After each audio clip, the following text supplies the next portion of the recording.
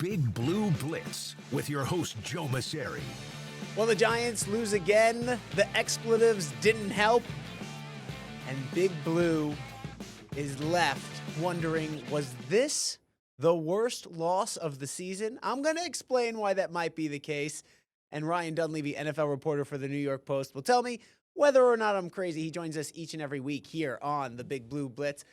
Ryan, so you lose to a division rival, yet again, another division loss here for the Giants. And Jaxson Dart looked like a rookie quarterback in this one. How concerning is this loss for you in the big picture for the Giants? On the big picture, nothing really matters. So like that's the big None picture, of this right? matters. None of this matters, right? Like, just get to next year or get to January when you can hire somebody. In the semi-big picture, I mean, yeah, it was concerning because, look, even in their darkest days, the Giants used to beat up on Washington. Like, it was like, oh, at least we're not the worst team in the NFC East. Like, that's no longer possible. They've lost 4 in a row to Washington, so that's no longer. Now they can't even. And Washington isn't good. They were bumped. They fumbled twice in the last 6 minutes, protecting a 14-point lead. That's like Joe Pacharczyk stuff. So they were terrible. Dart, I would say, like, he was bad in the first half. He bounced back pretty well in the second half. So I actually thought that was kind of a positive. But overall concerning, like, yeah, I mean, look, they're the worst team. They're like one of the worst teams in the NFL. They're no better than they are last year. For the first time yesterday at halftime, I thought this team is going to win less games than they won last year.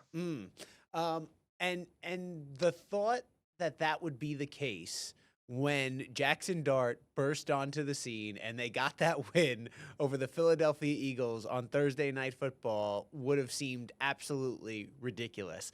But when you look at this game, you said you thought that Dart played better in the second half. He still missed some throws to open receivers here. And there were a couple times I feel like that he was missing throws that he has made in the past. Now, I don't know what his mindset is. I don't know how injured he actually was when the officials sent him off the field, but he's in the tent again, and maybe it's the winds, maybe it's playing in cold weather because he didn't have that experience a lot throughout his college career. I mean, when you look at this, we've all anointed him. You said not so long ago that there was a 0% chance the Giants would move on from him and use the number 1 pick on another quarterback and try and get some picks for Jaxson Dart. Are you at all a little more concerned after yesterday's performance About his future with the Giants? Yeah, that he's going to be that he's going to be the quarterback that everybody so quickly thought he's going to be. Oh, those are different. Like, I think they're going to be he'll be here in like 4 years. Right, like but that doesn't mean he's going to be. They're fully invested in him. That doesn't mean that he's going to be the answer, the Super Bowl, the Eli Manning. Like, he could be, I don't know, something else I said not that long ago. He could be like Trevor Lawrence, who is like the 15th best quarterback in the NFL or the 18th best quarterback in the NFL for most of his career. Like, he could be that. Yeah, I'm not I'm not of the mind the Giants should be looking to move on from Jaxson Dart and use the number 1 pick on Fernando Mendoza. There are people in the league who wonder if that would make sense.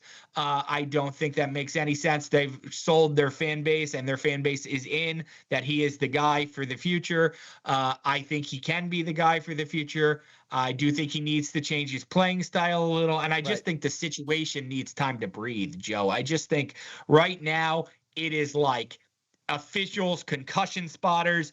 Everybody has an eye on Jaxson Dart in a way they do not have an eye on Baker Mayfield or Marcus Mariota. They're just looking for any time his helmet might hit the turf. Okay, is that fair? And I think about this because that was my next question, right? So yes, you think they are keeping a closer eye on him.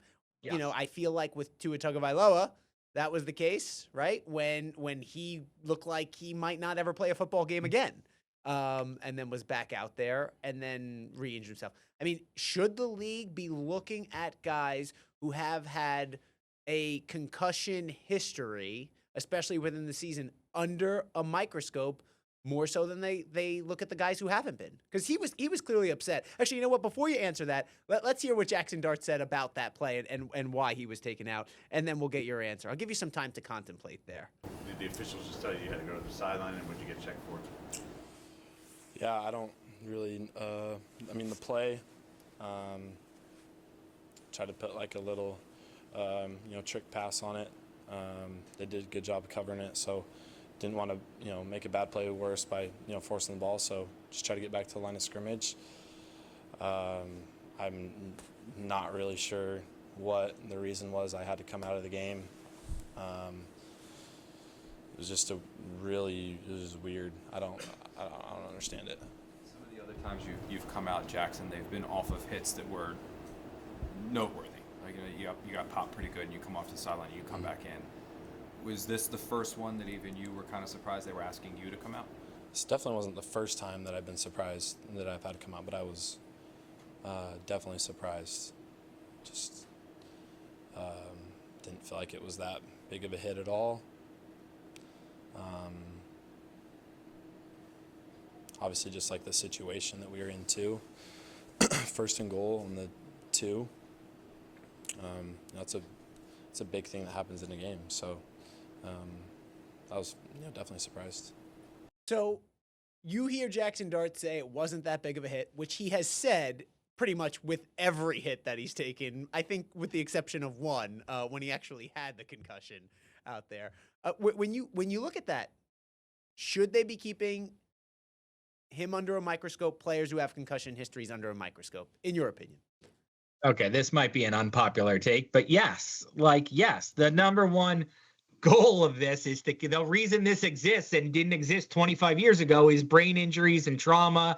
And yes, they should. I get that it's unfair, but what's the other answer to this question, Joe? The other answer is no. I'm going to advocate for it's your brain, your problem. No, what are we talking about? But that's what some of the players feel. They think it's my body. I'll deal with the consequences whenever I have to deal with them.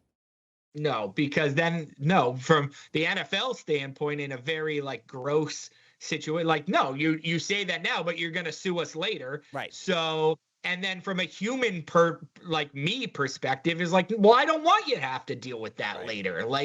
So no, I'm going to watch out for you because you don't really know what it's like. You say you'll deal with the consequences later until you're dealing with them 20 years from now. And then you're like, oh man, I wish I could have, I could have a do-over on that. If anybody really understood this, if 20 to 30-year-olds didn't think they were invincible, they wouldn't be out there playing football in the first place. Correct. Yeah. There's a reason I won't let my kids play football when they grow up. Yeah. So, I have no problem with them keeping an extra eye on people who have, a history of concussion protocols. Honestly, I guess the answer would be yes, I have a problem with it because I think they should be keeping that close an eye on everybody. We should be using extreme caution with everybody. There should be anytime anybody's head hits the turf, it should be a concussion protocol. We should get away with the idea that you can't have 3 quarterbacks active on game days. Right. You should have 3 quarterbacks active on game days because odds are your quarterback's gonna have to get a concussion check at one point every game. That's true. And which I think brings up an interesting point. And I don't think this is what he meant, but he talked about the situation in the game. Right, it being a goal to go situation when they took him out, how important that is. And I think he was really just saying that things hits like this happen at the goal line. I think that's what he was trying to get at. But he also talked, you could also interpret it as, well, this is a goal to go situation. You can't, it's a big spot to take somebody out here. I remember a playoff game. I think it was against the Saints, Panthers and Saints, and Cam Newton out there looked like he had gotten hit in the head time after time after time, and they left him out there. And he looked woozy as could be. Go ahead. You remember? I was just gonna say, you know what that reminds me of? Go ahead, Joe. Finish your story. So basically, my question is: do you think the league then is taking into account the visibility of these games when they're making the decision? I know they won't openly say that, right? They would never. But it's a real thing when you're talking about a playoff game. If this is a playoff game with a team that is trying to go to the Super Bowl. And we're talking about Matthew Stafford, say, in that situation in the playoffs. Are they taking Matthew Stafford out of that game? And another guy who I use because he is one of those guys who's notoriously tough, like Jaxson Dart, has been out there and has put his body on the line and himself in harm's way. I would say no, because I covered the worst football game, the worst NFC championship game ever.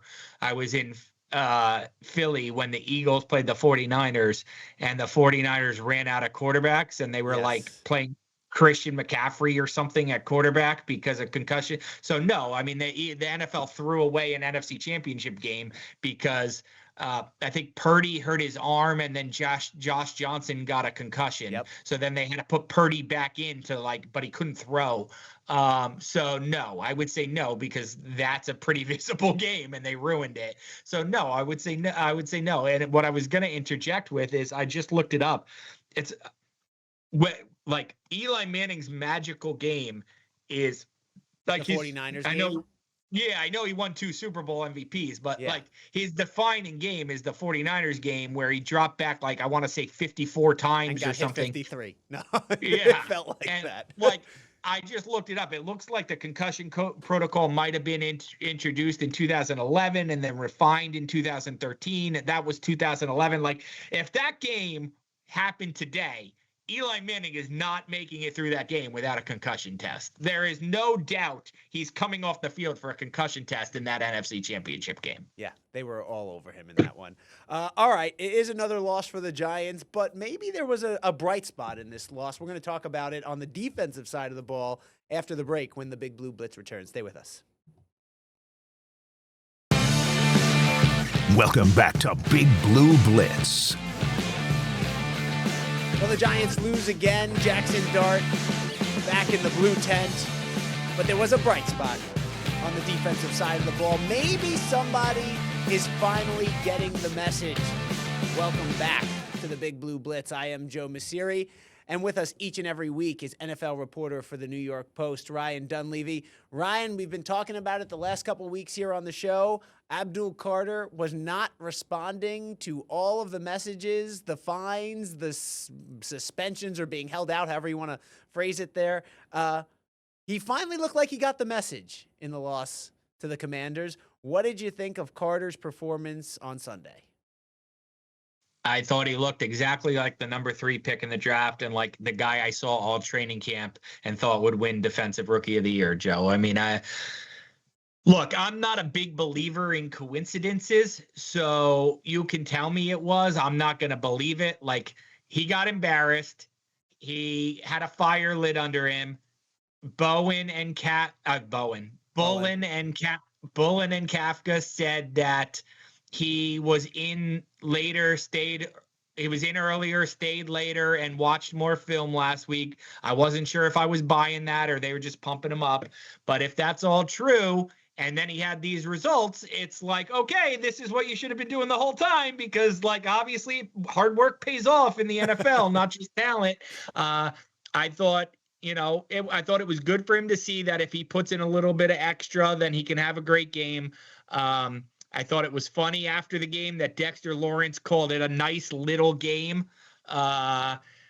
It was clearly a leadership message of like Dexter Lawrence saying, hey, dude, I've been to 3 Pro Bowls. I was, basically one of the most dominant players in the NFL last year before my injury. Like, to be great, you have to do this every week. Like, It can't just be a one-off coming out party. Go do it again next week, and go do it again the week after, and do it again next season.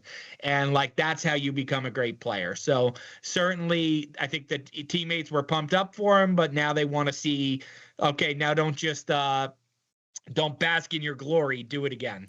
It's funny because I think Kayvon Thibodeau, like his game where I felt like he burst onto the scene was against the Commanders. It might have been like a Sunday night or Monday night football game. It was the spot that the Giants basically didn't clinch, but it vastly improved their playoff positioning in 2022 when Kayvon was a rookie.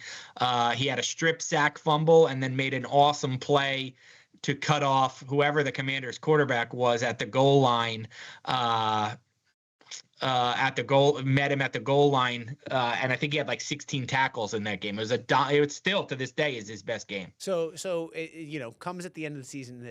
I feel like that fire, right? Like as you just said, Dexter Lawrence said this can't be a one-off. You have to go out there and do it again and again. But I feel like that fire does not exist under the Giants defense as a whole, right? Like you see it in spurts and you see a couple guys who might have it, but throughout the time, and when you think about the potential of all these pass rushers and what they can be, how much more frustrating does it make it? How much more frustrating does it make it that Abdul Carter, if it's just a little hard work and a little more effort that goes on there, that motivation, that they're not getting that out of them each and every week? Yeah, I just think it's been a mishmash of a season. Like now Abdul Carter's putting it all together. Well, if he had put it all together earlier, then maybe they beat the Broncos, or maybe he makes a difference in one of those games. And now he's putting it all together, and you can tell some of the veterans are less than fully motivated. So there was Brian Burns was asked in the game, after the game, about like, is there as much anger about losing? And he's like, well, I'm not going to, as there was earlier in the season. Like it was a pretty normal, I wouldn't say happy, but ho-hum locker room yesterday. Like you could have heard a pin drop after Denver or after New Orleans, or and Burns basically said he's not going to police anybody's emotions to losing, but call a spade a spade. There is a lot less time here. Like you know that you can't hide from the fact that like a win here isn't going to launch you on some big winning streak towards the playoffs. So it is less of a gut punch to lose now than it was in week 5. It just is. All right. And you have this coming off of the Hard Knocks episode here where Mike Kafka is out there basically just screaming expletives at his team. Not screaming, that's it, but using a ton of expletives in a meeting to get them amped up after the bye week, saying we're going to go 4-0 and I love this team. And then you listen to his response after the loss yesterday, and it kind of echoes what you heard from the players in the locker room. Here's Kafka. We just, as a group, as a team, we just didn't put one together. I think we had some individual good performance, good drives, good plays here and there. But you got to play a 60, versus that team, you got to play it for 60 minutes, and you got to be executing at a high level for 60 minutes. We made some plays, they made more at the end of the day. And so, I think our guys just got to keep on battling, keep on fighting. That's what we're going to need. That's what it's going to take to get over the hump and get a W. I think a lot of people were questioning Kafka's speech to the team there. I admire it. I think the fact, and I know he's in a different position than a lot of these players are, but I admire the fact that at that point in the season, you can go out there and try and rally these grown men who realize the reality of the situation, that they can't go on this winning streak to get in the playoffs, and try and get them motivated to go out there and win a couple games at the end of the season. We talked about it as it pertains to the Jets on the Gangrene Blitz podcast here, and how they should handle the rest of the season, given the fact that they're likely not getting the number 1 overall pick. The Giants currently have that. How do they handle the rest of the season here going forward? Should they go and aspire to get a couple wins down the stretch here, especially when you're playing the teams that are in the running for the number 1 overall pick like yourself? For the players and the coaches, yeah. I mean, like Mike Kafka is not going to get the Giants head coaching job, but he wants to be a head coach in the league. At very least, he wants to be an offensive coordinator next year, doesn't want to take a step back. Like he needs good performances on his resume, good players. Like your tape is your resume. So like Brian Burns is going to be here next year, but there's 30 other guys who might not be here next year. So yeah, they should need to go out and play well. For the Giants fan, I mean, the front office, Joe Shane's job is still very much up in the air. For the fan, they should want to lose every game like 41-38. Like play well on offense, get your rookie quarterback all the confidence, show all the signs, and still lose and get the number 1 draft pick. Because there's going to be an enormous difference in this draft, Joe, between having the number 1 pick and the number 2 pick. If you don't need a quarterback, if you're the Giants, if you have number 1, you can hold a sweepstakes. Raiders, Jets, maybe Saints, Cardinals, like who wants it? Come get it. Right. And give me a boatload of draft picks. And if you have the number 2 draft pick right now, like quarterbacks get pushed up, but right now there's not a quarterback in that number 2 spot. So you're going to end up using a premium draft pick on a wide receiver or a right tackle or something. You're not going to maximize your value. So the Giants fan should want to lose out and get the number 1 pick, but no one in the organization is going to feel that way. So when you look at that game against the Raiders, right? Because the Raiders are obviously one of the other teams right now that are at the bottom of the league looking for that number 1 overall pick. And you're looking at this from an organizational standpoint, and if you are Joe Schoen, because I think there's a lot of interesting things around Joe Schoen as it pertains to that. Because if you're confident that you're going to be here and you're Joe Schoen, you're going to say, well, I want that pick, and then I want all the draft capital I'm going to go and get and trading for it. But if I'm not going to be here and I need the win to keep my job, like where is that from an organizational standpoint? Like if you're the Maras right now looking at this. Oh, the Maras should know what they want to do with Joe Schoen. So the Maras. So you think that's done? Do you think that's done at this point? No, but they should. It should be. Yeah. It should be. They should know. But I mean, this is the organization that like let themselves be convinced that Eli Manning had a lot left in the tank in 2017 because he threw for like 400 yards and a loss to the Eagles in like week 16. So like. Right. No, it shouldn't be. The situation should be resolved in their minds. Is it possible that they could be swayed by like winning 2 of the last 3? I guess it's possible. It shouldn't be, but I guess it's possible. And Joe Schoen needs to do. Yeah, wins are the only thing that, in my mind, nothing should save him. But like wins are the only thing that are going to save him. So he needs to win out and worry about the draft where he ends up in the top 10 later. So wow, I mean that's really interesting. If the wins from here on out in these final 3 games are going to impact whether or not Joe Schoen is back, I know it's insane. What are we talking? It's insane. We're talking about an organization that is where they are right now. That you said you think is going to win fewer games than they won last season. And I think they could. They could win fewer. It was the first time I thought they could win fewer games. I never thought they'd win less than 3 games until yesterday. Yeah. Well. Getting a 4s would be real tough. So 4's not happening. Right. So three could be a killer for next season and your franchise moving forward when you look at it that way. That is a tough position where you are in with present and future here for this franchise. With that being said, do you think then they should make do you think they've already told Joe Schoen? Do you think they should make that announcement now just so that you're not dealing with that? It never happens. The only time I can ever remember it happening is Jim Fossil. Is like he got to coach the last 2 or 3 games knowing after he wasn't gonna have the job. Yeah, but like otherwise it never happens. Like even Dave Gettleman, like they let him retire instead of firing him. That never happens. You always finish. You either get fired like Steve Wilkes just did for the Jets, or you finish out the season and get fired. No one is like, we're going to fire you, but you can keep making decisions for us until then. Well, you put out an email saying that he was going to be the lead the coaching search. So that's going to be interesting to see how that all shakes out. The Giants' job is an attractive one. Will Joe Schoen be a part of it moving forward? And does it make it more attractive without him? We're going to see how this all shakes out in the final 3 weeks of the season. And Ryan Dunleavy and I will be here to break it all down for you on the Big Blue Blitz. That number 1 overall pick, it's within reach, Giants fans. There could be at least the silver lining at the end of this, or a light at the end of this tunnel. Let's go with that one here. I hope it's not a train coming in. Have a great day, everybody. Thanks for tuning in. We'll talk to you next week.